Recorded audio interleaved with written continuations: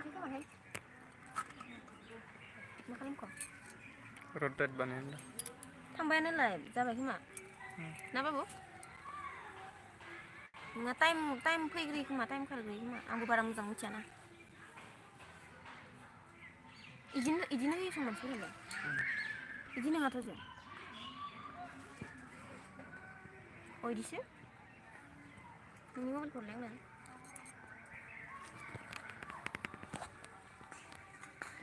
मोजां एसे गाहाय खालामबाव नैयाव कमेन्टखौ नुगोन दे जागोन दे एसे गाहाय खालामबाव एसे गाहाय खालामबाव मोजां नुवाखै हे फार्स्ट टाइम ना खाथिद्रायाव लाबोबाय नामा जागोन दे कमेन्टखौ नायनांगोन ना नोङो बेनि केमेराना रटेट जादों माबा हे मानो होनबा ओरैसो खालामनांगोन नामा इदिसो होनांगोन नामा इखौ बेलथायलाय होमबा जादों एबारो जादों नामा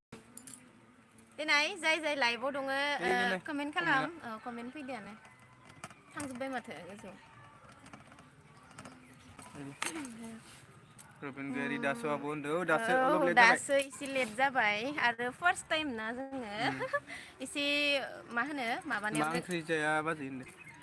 तारुन बसुमतारी ओंखाम जाथ'वाखैनो जोङो लाइभ फैग्रोनो होननानै संनाल' गारबोदो ओमफ्राय जाथ'वाखैनो ओमफ्राय आरो थांजोब्बाय सं सायाव फैगोन र' दासो दिनैसो फार्स्ट टाइम ना जों लाइभआव बांद्राय माबा रोंबाङा मा होनो एक्सपिरियेन्स गैबाङा हेल' आब' गुमै नं वान भिखारि इना चेनेलनि नामानो इदिना ना नामानो इदिखा थांजोब्बाय माथो फैगोन नै आं दानि ओइ बिदों नायबाय आरो थायो मा ओंख्रि जाखो संथ'वाखै संना गारबोबाय संथ'वाखैसो होनफ्लांबायमोन जाथ'वाखै ओमफ्राय बोरै दं आब' मिथिंगा फैबाय थागोनदां नोंना नोङा खारलांजोबनाय बायदि मोनदों आङो नामखौनो लानो मोनासै आङो है आब' सना माब्रै दं खबरफोरा मोजां ना मन्जिता बरगयारि बोरै दं आब' ओहो मोजाङैनो दंथ'यो औ दासान्दि मोजाङैनो दं आंल' दा गगा मोनगासिनो ओं आरो एसे गगा मोनगासिनो दङ एसटि नार्जारि हाय आब' हेलौ अबेनि जाखो नोंस्रा राधा बसुमतारी जोङो बाक्सा डिस्ट्रिक्टनि ओमफ्राय जोंनिखौ रुपहि होनो आरोना ओमफ्राय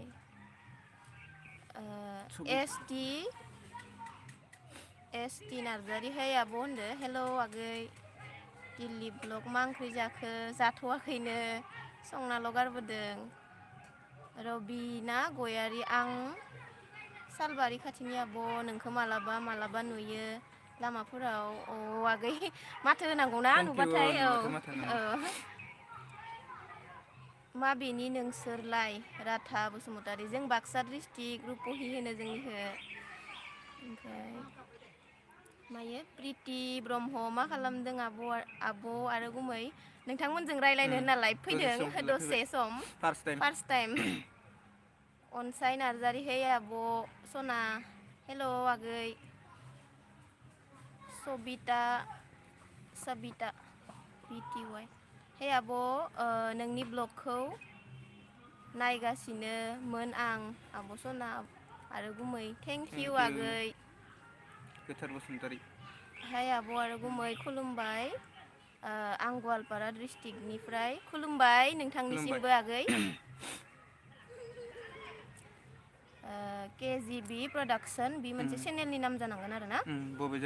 जायगानि आब'मोनहा जोङो रुपहिनि बाक्सा डिस्ट्रिक्ट रुपहि सानुवारि मोजां नुदों थेंक इउ सिमा रानि बर' मा खबर होनदों मोजांथ' दासान्दि मोजाङैनो दङ ओमफ्राय गुमैयाल' अलपमान नोंसिनि गुमैयाल' एसेमान गगा माने मोनगासिनो गगा मोननाय मानाय जागासिनो आरोना ओमफ्राय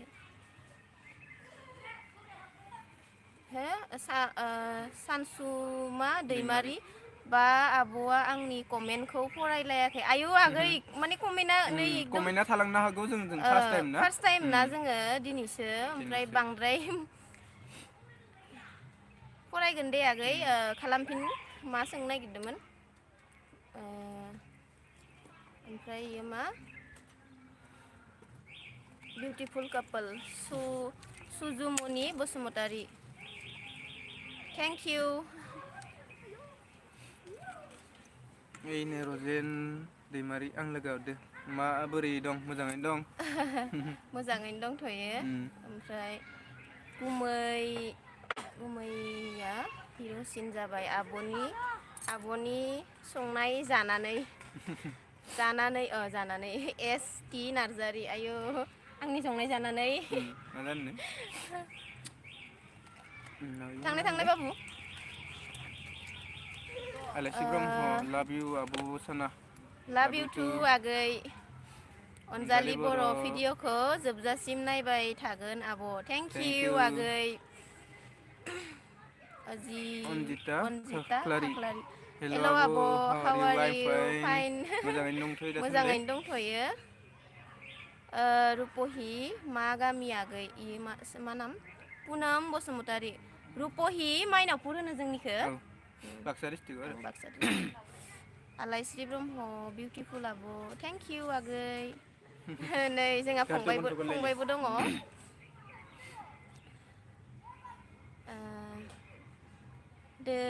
दैमालु बर' आंहा दासो आब' गुमै दे आगै सानसुमा दैमारि गुमैजों नोंजों समायथारदों आब' सना थेंक इउ कि खबर भाले मार्टिना बर' गोथार बसुमतारी आब' गुमै सानैखौबो जा समायखायो थेंक इउ निरन्जन गामियारि चेनेल इबो मोनसे चेनेलनि नामानो जागोन जायफोरा नायगासिनो दङ नोंथांमोना नायबानो जाबाय बिथांमोननि चेनेलखौबो निरन्जन गामियारि चेनेला मा होनदों हाय मा खबर गलापि बाजै आं गरेस्वरनिफ्राय बुंदो खबरा मोजां आगै ओमफ्राय गेवलां नार्जारि हाय बाजै आरो आदा मा खबर मोजां आगै मोजाङैनो दं दिपामनि बसुमतारी आं कमेन्टखौ नायख'नो हाला दे खाथि लाबोनि आखायाव साजोबलायबाय बेयाव नायनांगौ ओमफ्राय मबाइलखौ दिहुनना लानो दिपारानि बसुमतारी हाय आब' गुमै हाय हेल' जुरि मायो बसुमतारी सुरि बसुमतारी हाय लाभ इउ फ्रम दिपु मायो अबे मोनसे गानदों सुरि बसुमतारी हाय लाभ फ्रम दिपु कार्बि आंलं आयु थेंक इउ स' माच कार्बि आंलंनिफ्राय नायगासिनो बिथाङा जुरि बसुमतारिया आलिसमिता बर' हेल' आब' गुमै हाय आगै अनजालि बर' आइ लाभ इउ आब' गुमै लाभ इउ टु आगै गोथार बसुमतारी बाक्सा डिस्ट्रिक्टआवहाय जोंहा खनसे थांनायमोन बगामाथियाव बगामाथियाव जोंनि बारा गोजान जाया सानजाखै जायो आरो जोंबो थांदोंमोन एबार निउ इयाराव ना बगामाथि नेक्स्ट इयार निउ इयार थांनायाव एबारनियाव थांजायासै एबार इयावसो थांदों एबारनियावलाय सकियावसो थांबाय जोङो अलंबार बाबुआ नैयाव जिरायफैया मानो बाबुआबो हाय आब' मायाव थांदो हो आब' अलंबार बसुमतारी माखौ मायाव थांदो होनखोबा आं बुजियासै आगै उदां दैमारि सानैबो जा समायखादों आब' गुमै बिदिनो हेपि थाबाय था जेसेबां हायो नाजायो जों बेबायदिनो हेपियाव थानो थेंक इउ आगै कमेन्ट खालामनायनि थाखाय अलंबार बसुमतारी हाय आब' हेल' आगै सानसुमा दैमारि जाय नोंथांमोना आब'नि चेनेलखौ साबस्क्राइब खालामाखै थाबैनो साबस्क्राइब खालामना हो जाहाथे आब'आबो जौगानो हायो आयु आगै सना थेंक इउ स' माच सानसुमा दैमारि आगै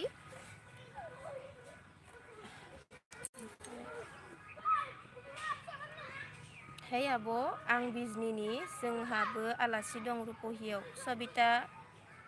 सबिताया खालामदो दहायबो मोनसे खालामदोंमोन ना मालाबा फैबा खबर होबानो जाबाय कृष्णा बर' मा ओंख्रि जानाय आब' जाथ'वाखैनो आगै संनाल' गारबोदो अलप लेट जाबोबाय ना आं 3टानि खोथा बुंदोंमोन खिन्थु एसे लेटआनो जाबाय आरो ना सुबान्दा बसुमतारी सोरनिबा नामफोर बुंनाया आंना गोरोन्थि जादोंबा निमाहा खालामबानो जाबाय नोंथांमोना फार्स्ट टाइम ओं हाय बिदिनो अरायसम मिनि खुसि थानो थेंक इउ रजेन दैमारि बोराय बुरि सानैबो खनसे मोसाना देखाय दे नेक्स्ट टाइमाव खोन्थिगोन दे दिनै फार्स्ट टाइम ना ओं ओमफ्राय नै मोनसेया अलंबार बसुमतारी मायाव बेरायनो थांदों हो आब' सना अलंबार जों बसुमतारी जा सालबारियाव दंफैयो दा जोङो जोंनि मादैमोननि न'आवसो दं आरोना जोंनाव बांद्राय माबा नाङाना नेटआ नांबाङा आरोना नेटआनो नांबांनो नागिरा ओंखायनो जोङो नोंसोर खस्थ' मोनगोन होननानै जों फैबाय आरो नायनायाव उसुबिदा मोनगोन ना नोंथांमोनाबो बेनि थाखायनो जोङो जोंनि मादैमोननाव एकदम जल्दिनो ओंखाम ओंख्रि संखांना फैबाय आरो ओमफ्राय अर्जुन बसुमतारी हेल' आब' गुमै मा खबर मोजां आगै एनिका दैमारि हाय आब' गुमै लाभ इउ टु आगै उदां दैमारि ओंखाम जाबाय नामा आब' जाथ'वाखैनो आगै गेवलां नार्जारि आदा आरो बाजै नोंसोर मा गामिनि लिरनो नागिरदोंमोन नामा जोङो बाक्सा डिस्ट्रिक्ट रुपहि मार्टिना बर' बा भातखालि मार्टिना बर' नाय खुवा बनाय हे আহিছো खुवाय नाय बिथराय बाग्लारि हाय आब' गुमै मा खबर लाभ फ्रम कार्बि आंलं आयु आगै कार्बि आंलंनिफ्रायनो बिराद थांनो गोसो जोंबो कार्बि आंलंआव सानसेबाबो थांगोन ना जायगाफोरा समायना मोजाङै मोजां थायोबा कार्बि आंलंआव मालाबा थांगोन र' मालाबा थांगोन सम जाबा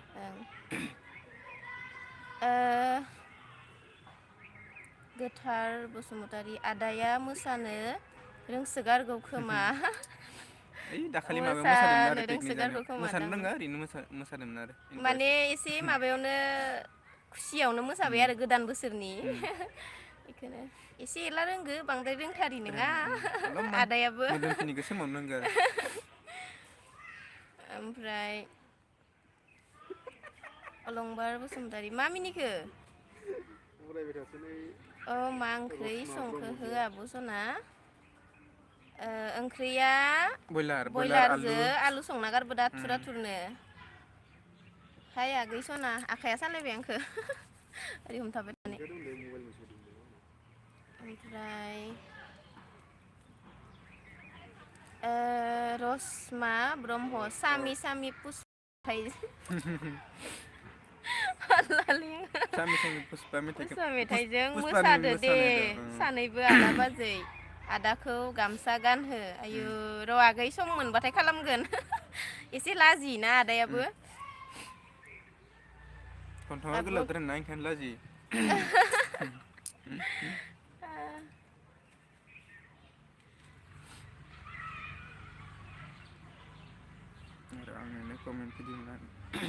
बै आब'मोननि उनाव थानाय गथ'आ जा मिनिगासिनो गोथार बसुमतारी होनदो बियो जोंनिनो आगै बिदिनो मिनिबाय थायो बियो कमेन्टखौनो नायबाय दं बेबो गावनि मबाइलाव ना गावदां नार्जारि हाय आब' गुमैखौ मोसानो होलाय आं हरिसिंगानिफ्राय बुंदों मोसानो मालाबा मोसानो थिनगोन र' आगै अनजालि ब्रह्म हाय आब' सना हेल' आगै निजोरा दैमारि मा ओंख्रि जाखो आब' गुमै ओंखाम जाथ'वाखैनो आगै जोङो आथुर संनानै गारबोदो मा खबर आगै कनेका रामसियारि मोजां आगै मोजांथ' अनजालि बर' मा ओंख्रि संखो आब' सना आं फरायनायखौनो फरायबाय दं नामा बुजिना मोनलायलांला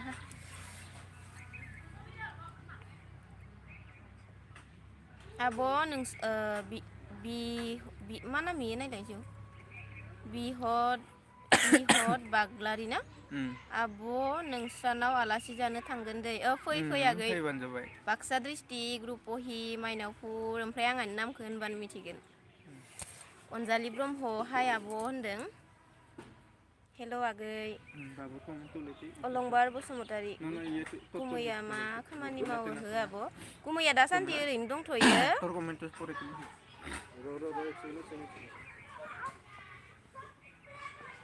निजोरा दैमारि नोंसोर बेसे फरायनाय आब' आरो गुमै जोङो बांद्राय बुरजा फरायनाय नङालै आगै एसे गावनि गावनि आन्था नांगौखिनिखौ फरायदों बुरजाद्राय नङा थांग'जोब्बायलै बा इटु पिছত सन्जय निकि एटिया ओइ मा लिरखो इयो मार्टिना बर' नै इयो बाय टु पिसर सन्जय निकि एटिया भात खुवानाय नाय नाय खुवा এই মাত্র थाम রান্ধি हे হয়েছে।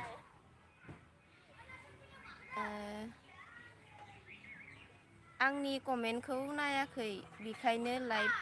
नायनो बायो आं आयु बिदि नङा नायगोन पिके प्रडाक्सन कमेन्ट खालामफिनलाय खनसे मानो नाया जानो जों नोंथांमोनजों बयजोंबो रायलायनो होननानैनो दिनै लाइभ फैदों मा सोंनो गासै सोंनो हागोन नोंथांमोना रसमा ब्रह्म आंनि चेनेलखौबो साबस्क्राइब खालाम अननानै आब' खालामगोन आगै सियर मानो खालामा जानो नोंथांमोनाबो खालाम जायफोरा नायगासिनो दङ रसमा ब्रह्म आगैनि चेनेलखौ बिजित सुलि बसुमतारी नाइस आब' थेंक इउ आगै नायना फरायनोबा खस्थ' मोनदोंबा इयावनो नायनोसै होनबा ना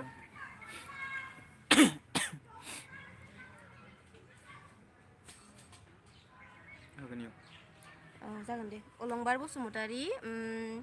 आब' नोंसोरलाय तेजपुराव फैयाखै नामा हो आब' सनानो तेजपुराव जों थांफेराखै ना नों थांफेरदो नोङो खनसे मानिबा इन्टारभिउ थांदोंमोन नामा थांफेरदो आं थांफेराखै मोजां जायगायालाय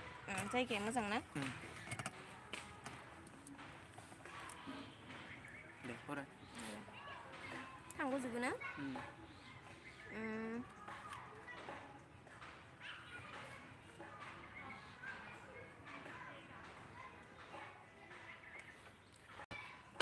ओंखाम सौखिलांलायबाय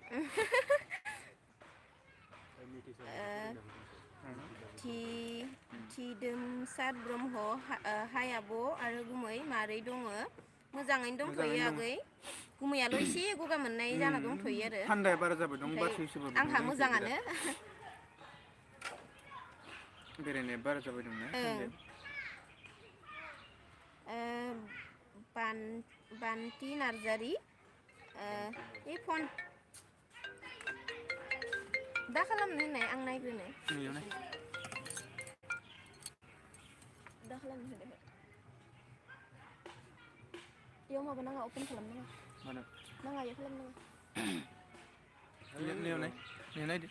नायनोसै नांला दे नांला खाथियाव लाबोनो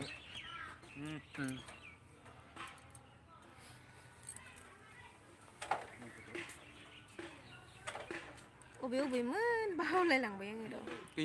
आथुर थांबायना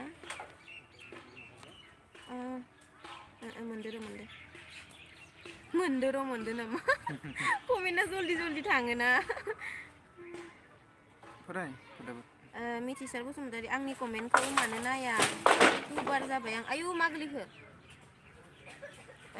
मिथिसार बसुमतारी आंनि कमेन्टखौ मानो नाया बार जाबाय आं कमेन्ट हरनाया दे आगै हरफिननाय थारमाने आथुर थाङोना कमेन्टआ जोंबो दिनैसो फार्स्ट टाइम फैदों नालाय लाइभआव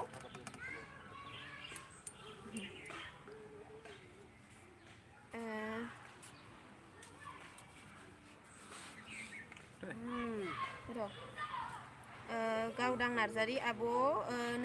नोंसा सोर दङ मा फरायबाय दं हारसिंनो खुगासिनो सिरि आब' नोंसा सोर दङ न'आव बुंलाय आब' जोंनाव आलासि जानो फाय होननो नागिरदोंमोन खोमा हाय होनदों नामा गुमैदो नोंदो आयु आगै जायगाखौल' खोन्थाहर मालाबा थांबाथाय हाबबोगोन दे जोंहा सोर दं होननानै बुंदोंना जोंहा आंनिखौ सोंदोब्लाथाय जोंहा आं ओमफ्राय आंनि आइ बाबा बेखिनियानो ओमफ्राय आरो गुमैनिखौ सोंदोबाथाय गुमैलोङा गुमैनि बिदा सानै दं गुमैयानो उन्दै ओमफ्राय आरो आगै सासे दङ बेखौनोथ' बुंबाय आङो ओमफ्राय आरो आंनि बिहाव बिखुनजो बेखिनियानो आरोना ओमफ्राय पिके प्रडाक्सन 3:48 जालायबाय दाबो ओंखाम जायाखै नामा आब' गुमै जाथ'वाखैनो आगै नोंथांमोननि थाखायनो नोंथांमोनजों रायलायग्रोनोसै अहाजासे दिनैसो फार्स्ट टाइम लाइभ फैदों नालाय अलंबार बसुमतारी फैलै आब' सना बेरायनो तेजपुराव गुमैखौबो लाना दे आगै थांगोन जों मालाबा थांगोन सम जायोबाथाय आरो मालाबा थांगोन बेरायनो रिजुमनि बर' हाय हेल' आगै सनिया बसुमतारी हाय आब' हेल' आगै सानसुमा दैमारि सानसुमा दैमारि जोंहानाव आलासि जानो फैगोन ना आब' आरो गुमै सना लेंहरबा फैगोन आगै थांगोन मानो थाङा जानो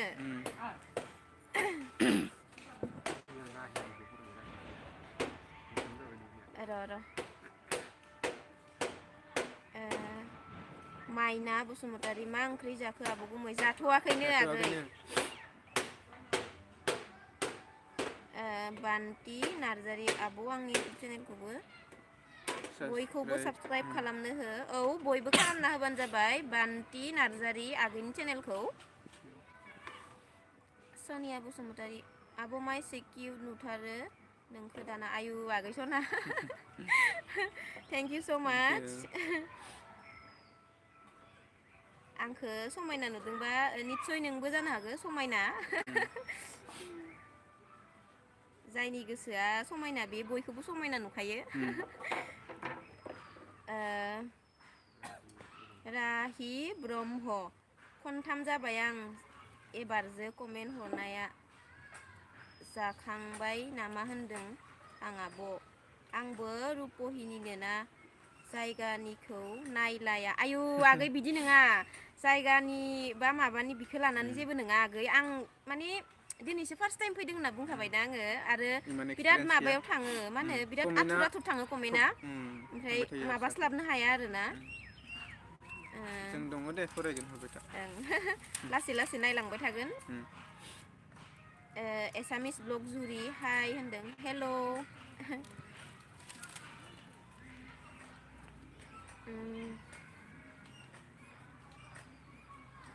हाय आब' सुहाना मुसाहारि हेल' आगै गावदां नार्जारि हरिसिंगा आब' सना गामिया खृष्टानफारा आब' औ आगै बिनिफ्राय नायगासिनो आरो बियो हरिसिंगा खृष्टानफारानिफ्राय औ थेंक इउ आगै सानसुमा दैमारि मैना फुख्रि खाथियाव जोंहानि न'आ आब' गुमै मालाबा मैना फुख्रियाव फैबा जोंहानाव हाबलांदे अननानै जोंहानि न'आ बायला जिलाथार थेवबाबो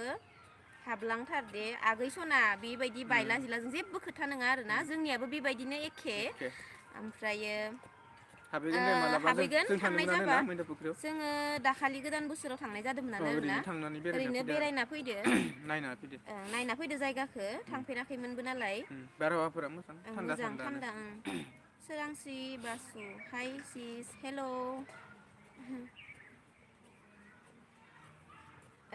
अलंबार बसुमतारी आब' नोंखौ गुमैया रायो नामा हो आब' सना मालाबा रायजायो होखाबाय एन्सारखौ सनिया बसुमतारी नोंमारगो आब' जायखौ मोजां गोसोजों नायो इखौनो मोजां नुथारो औ आगै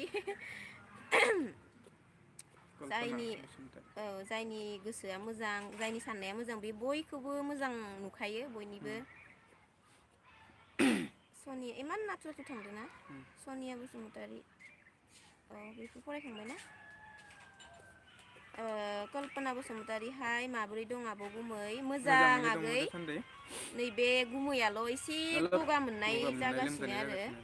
साननैसोआ बार जाबाय थानाय जाबायना थान्दा थाथाय एकदम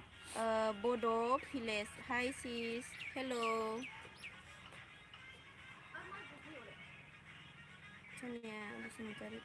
सनिया बसुमतारी आगैया खालामबावदो बिजनियाव फैदे आब' मालाबा लोगो हमगोन नोंसोरखौ सियर आगै जोङो थांनाय जाबाथाय खोन्थाखागोन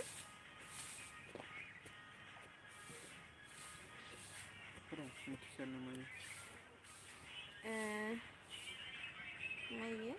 निजोरा बर' हाय आब' मा ओंख्रि जाना लाइभ फैखो साखो लोंथ'वा दे दा दा लोंगोन दे लोंथ'वा दा लोंगोन दे निजोरा बर'आ सोंदों हाय आब' मा ओंख्रि जाखो जाना लाइभ फैखो ओंख्रि जाथ'वाखैनो आगै फुङाव माजो आलुमोन ना फुङाव माजो आलु फुङाव जादोंमोन जानायानो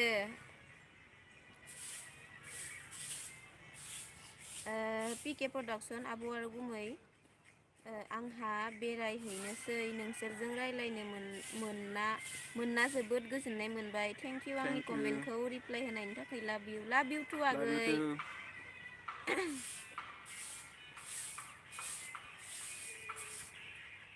सनिया नार्जारि हाय आब' सना मा खबर मोजां ना आब' औ मोजां आगै आल्ट्रा जेवाइटि नामा इयो माथाय हाय बिदि नामा होनहरदों हाय होनदो हेल' हेल' बाबु इखिजा फैयामोन नोंखौ नुवाखैनो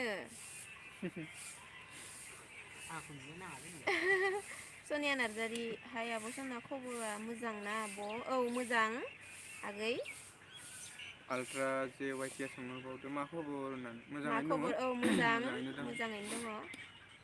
प्रेमिका बसुमतारि हाय आब' एन गुमै मा खबर मोजां गासैबो आगै मोजाङैनो दंथ'यो औ इसोरनि अननायाव औ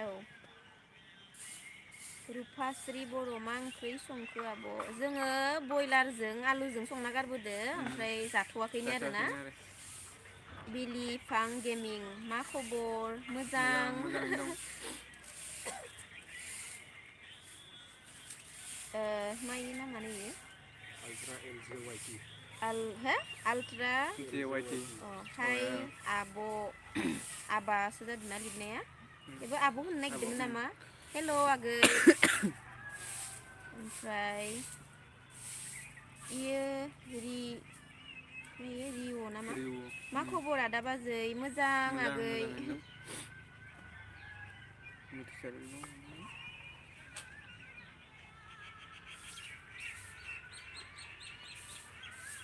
अन्जना टाइं नामायो मोजां ना आब' आरो गुमै औ मोजां आगै मोजाङैनो दं सोरगोनि लामा हाय आब' माब्रै दं मोजाङैनो दंथ'यो मोजाङैनो आगै दं सनिया बसुमतारि गुमैनि नामा मामोनलाय गुमैनि नामा मामोनलाय बावबायसो आं रतन गुमैनिया रतन RATAN रतन सोरबा रतन मिथियो बर' सोरबा मिथिया आरो सुहाना मुसाहारि आब' आं वेस्ट बेंगलनि फोराय आगै थेंक इउ स' माच वेस्ट थेंक इउ बेंगलनिफ्राय नायगासिनो बिथाङा जोंखौ बिराद थांनो गोसो बेफोर जायगायाव सानसेबाबो माने इसोरा मोजां लाखियोबा थांगोन आरो ना गोदान जायगायाव थांनानै मोजां थांनो नाङो मोजां गोसोखौ नाङो मोजां नाङो आरो ना हेपि नाङो गावदां नार्जारि आब' सना आंहा भिडिअखौ नायनो मोनला स्टाफ फरायनोसै जोंना दे एगजाम फराय दं आब' सना फराय मोजाङै फरायाखै औ मोजां फरायबानो जाबाय फरायनाय लिरनायासो फरायनाय देरसिन नालाय लाइफआव मानो होनना बुङोब्ला आजिखालि माने फरायनाय लिरनाय गैयाबानो जेबो माबा गैया रखम आरोना ओंखायनो फरायनायाव बिराद गोसो हो जायफोर स्टुडेन्टफोरा नायगासिनो जोंनि भिडिअखौ ओरैनो आजिखालि बेरायनाय टाइम औ गैला नङा औ होमबा प्रेमिका बसुमतारी आब' गुमै क'क्राझाराव फैबाथाय खबर हो औ आगै खबर हरगोन जोङो थांदोंमोन ओइ थांनाय बोसोरनि बैसागोआवमोन ना बाबु थांनाय बोसोरनि बैसागोआव जों थांदोंमोन बावखुंग्रि हाजोआव उनाव ओइ पार्कनि नामा मा नाममोन मा पार्कमोन पार्क गौरां पार्क गौराङावबो हाबबोदो आरो इयावबो हाबबोदोंमोन मोजां जोङो नांदो नो थांना मोजां नांदो क'क्राझार एरियाखौ बुहुत मोजां नांदो ना थांनानै सानसेनो थांना गिदिंना फैनायबाबो बिराद मोजां मोनदो थांनानै क'क्राझाराव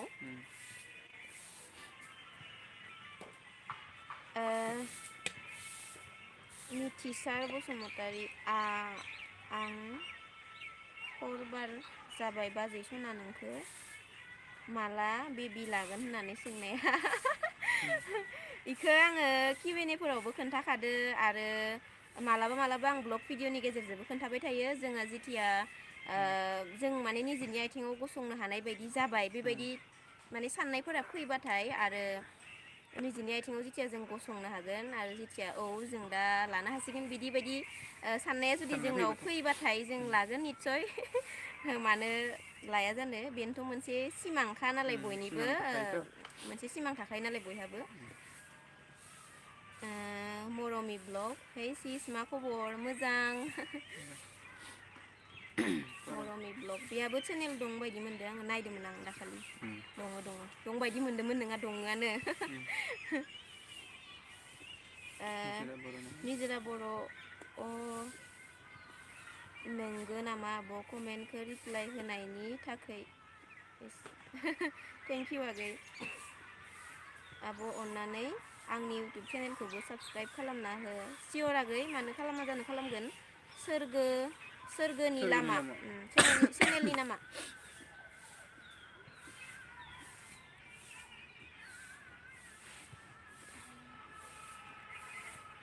अनजना तायें आं बिराद गोबावजों फरायगासिनो ना बर मोनलायदों खोमा मानसिफोरा मानो होनबा इमान एक्सपिरियेन्स गैयाना दिनैसो फार्स्ट टाइम अनजना तायें आब' नोंसोरनि भिडिअखौ नायना बिराद मोजां मोनो आं अरुणाचलनि थेंक इउ स' माच आगै अरुणाचलनिफ्राय नायो बे आगैया सनिया बसुमतारी आंनि चेनेलखौबो एसे चेक खालाम दे आब' आगै मानो खालामा जानो खालामगोन सम मोनबा मानो खालामा जानो आब'आ टाइमानो मोना ओंखाम संनांगौ न'आवबो रावबो गैया जाहैबाय नालाय थेवबाबो आं जेथिया सम मोनो एथिया आं खालामखायोआनो ओमफ्राय बिलि बसुमतारी आब' गुमै स' किउट थेंक इउ आगै बिलि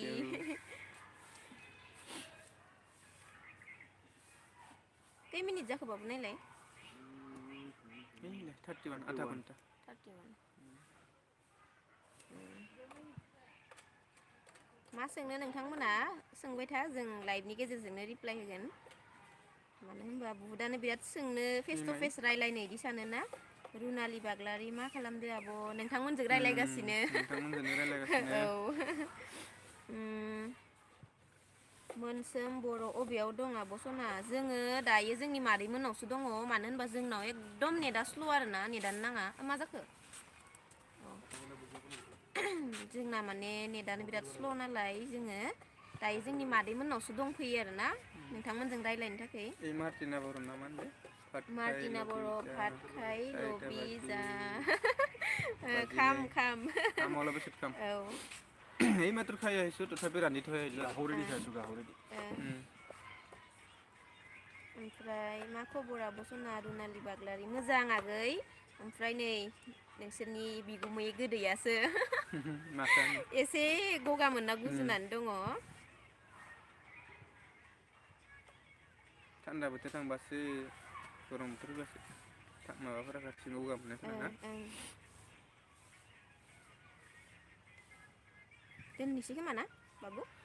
दसे माबाखौ अनसुमै बर' हाय आब' गुमै मा खबर मोजाङैनो दं मोजां आगै मोजाङैनो दङ साहा खाबि नाखि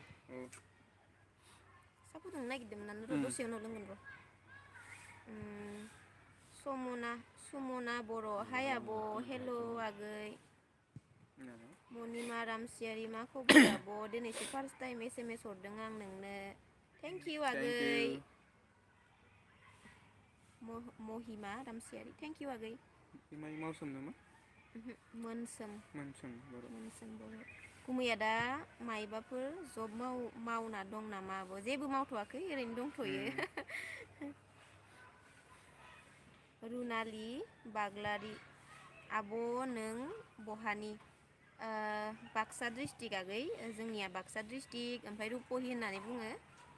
रुपहि सालबारि नोंथांमोना फैफेरदोंबा मिथिखागोन बांसिनानोथ' मिथिखायो जोंनि रुपहि सालबारिखौ ओमफ्राय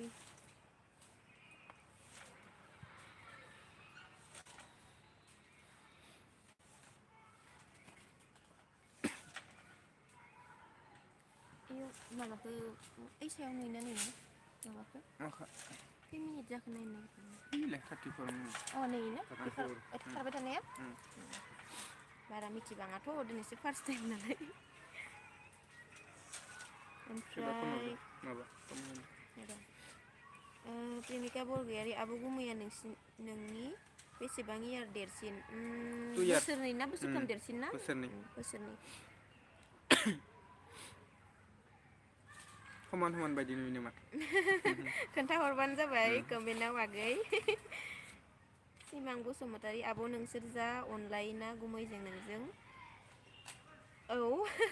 मालाबा अनलायनाय रायजायोबो औ मालाबा नांलायनाय मालाबा एसे माना बोराबलायनाय बेबायदि थाखागोनानो संसार जानायाव आगै उनथिं जानांगौ आं इदिखौनोथ' होनो रमान्स होनो इदिखौ मेरिड लाइफआव हदाय रमान्सआ गोनांथि आरो ओं रमान्स गैयाबाथाय माने बुस्थुआ मोजां नाङा आरो लाइफआ मेरिड लाइफआव औ रमान्स बानायनो रोंनांगौ एसे माने मा होनो मालाबा नांलायनाय मालाबा अनलायनाय बिदिनो आरोना थेवबाबो एसेबां मानि बिदि फाइट जाया आरोना बुहुदानो गोबां मानसिया थारमाने हाबा जानानै हाबा जानायाव थारमाने बुस्थुआ मा नागिरो इखौ मिथिया बुहुदानो अनलायनाया गोनांथिसिन अनलायनाया आरो गोनांथि आंनि रमान्स साननायाव जिमाननो रमान्सआव थांबाय थागोन हिमाननो थारमाने मोजां जायो आरो मेरिड लाइफआव सिमा बसुमतारी आब' नोंसोर जा अनलायो गुमैजों नोंजों बेखौ फरायखांबाय नामा मा ओंख्रि बिनानाव मेन'का बर' ओंखाम जाथ'वाखैनो आगै रासुल बर' आब' बेबि लाबाय नामा नोंसोरो लाथ'वाखै र' लागोन लाथ'वाखै आगै प्लेन बानायगासिनो ओं लाबाथाय निस्सय नोंथांमोनहा मिथिखागोन आं जिहेथु सब खोथाखौनो नोंथांमोनजों सेयार खालामो रायलायो जिखुनु बुस्थुआवनो एम नांगौ नालाय औ एम बानायगासिनो आरो जोङो थांखि नांगौ जिखुनु खामानियावनो सुचित्रा होमबासो देउरि मा खबर बिनानाव मोजां आब' सुचित्रा देउरि अनसुमै बर' आब' गुमै नोंसोर जा अनलायखायो आं नोंसोरनि भिडिअ होबानो नायखायो थेंक इउ थेंक आगै इउ अनसुमै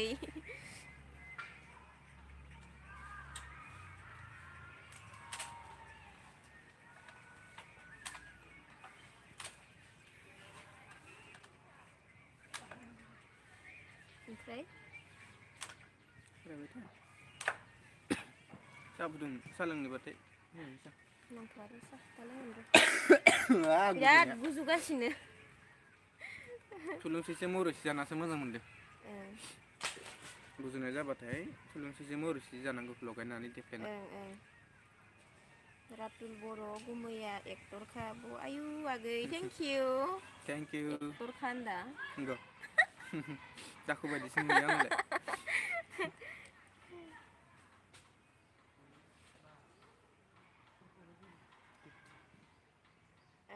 बिटिआर गेमिं आब' गुमै आब' गुमै माथो आंनिखौ रिप्लाय हरलाया बिटिआर गेमिं दे आगै खालामफिन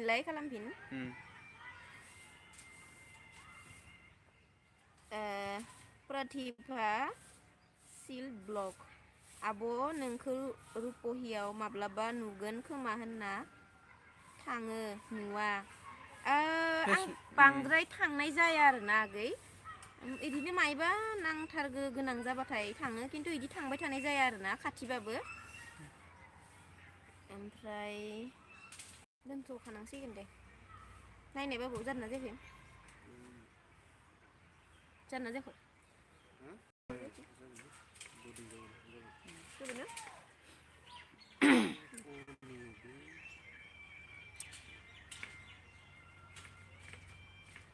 गोसोआव थाया नोङो आं माबा माबि बुजायबोगोन नोंखौनो गुमै मा होनदों मारिया माबा मिनिनोंखाना माबा मोनसे बाथ्रा गोसोखांनानै दहायनि फट'नो गोसोआव फैदों मारिया ब्लग मटु बुं आं मटु बुगोन आं नोंखौ आयौ नोंखौ बुयो नों बुनो ओंखारदो नोंखौ गोहोम नार्जारि गुड इभिनिं आब' गुमै गुड इभिनिं आगै गुड इभिनिं बिटिआर गेमिं आब' गुमै आं दाहाय आंथाय मा लिरखो इयो आं दाहाय हरखांबाय नों आंनिखौ नायाखै आब' सना आं नोंसोरनि भिडिअखौ नायबाय थायो आब' सना गुमै आयु आगै आं सम मोनबानो नायगोन चेनेलनि लिंकखौ हरना दोनबानो जाबाय मानो नाया जानो आगै प्रतिभा सिल ब्लग मा ओंख्रि जानाय आब' ओंख्रि जाथ'वाखैनो आगै जाहैगोनसो दा थांनानै दा बावैसो जों अमाजों आलु जाना फैबाय उनाव आरो ब्रेड जिखौ मोजाङै लगायना जाबोदोंमोन ना फुंनिखौनो मोजाङै जाना फैखादों नालाय उखैयाखैनो गोहोम नार्जारि नोंसोरनि ब्लग नायना मोजां मोनो थेंक इउ थेंक इउ बेबायदिनो जोंखौ सापर्ट खालामबाय था अननाय होबाय था जोंबो बेबायदिनो नोंथांमोननि थाखाय मोजां मोजां लाबोबाय थानो नाजागोन न' जेसेबां हायो एम नार्जारि मा ओंख्रि जाखो बाजै जाथ'वाखैनो दा जों थांनासो जाहैगोन संनाल' गारबोदों आरो ना ओमफ्राय बांद्राय गोलाव जागोन नामा दोनथ'नोसै दे दिनै फार्स्ट टाइम मालाबा ना दिनै फार्स्ट टाइमबो मालाबा फैफिनसिगोन सोरनिबा कमेन्टफोरा थालांदोंबा आंखौ गाज्रि मोननाङा आं गिबियावनो निमाहा बिखानाय थाबाय माबा खालामनांगोन दे होमबा बेखिनियावनो दोनथ'नोसै बाय बाय बाय बाय बयनिसिमबो मालाबा फैफिनबावगोन दे फैफिनबावगोन जोङो दिनैसो फार्स्ट टाइम नालाय दे होमबा दोनथ'बाय दे लोगोफोर